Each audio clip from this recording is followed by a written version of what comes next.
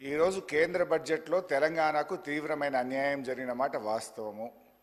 మీరు రిజల్యూషన్ ప్రవేశపెడితే దాన్ని ఏకగ్రీవంగా పాస్ చేయడానికి మేము సిద్ధంగా ఉన్నాము. 2, మీరు ఢిల్లీకి అఖిలపక్షం తీసుకువెళ్తే మీ వెంట రావడానికి సిద్ధంగా ఉన్నాము. ఢిల్లీలో ధర్నా చేద్దామంటే మేము కూడా మీతో పాటు ధర్నా చేయడానికి సిద్ధంగా ఉన్నాము. ఈ రాష్ట్ర ప్రయోజనాల విషయంలో ఎట్టి పరిస్థితుల్లో రాజకీయాలకు అతీతంగా ఏ పోరాటానికైనా బీఆర్ఎస్ పార్టీ సిద్ధంగా ఉన్నది, ఉంటది అని స్పష్టంగా తెలియజేస్తా ఉన్నాను. ఇకపోతే అధ్యక్ష, గౌరవనీయ ముఖ్యమంత్రి గారు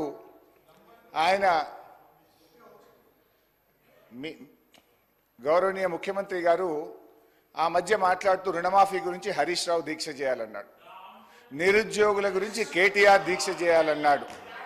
మరి అన్నీ మేమే చేస్తే నువ్వేం చేస్తావు? ఈ రాష్ట్ర సభా నాయకుడిగా ఈ రాష్ట్ర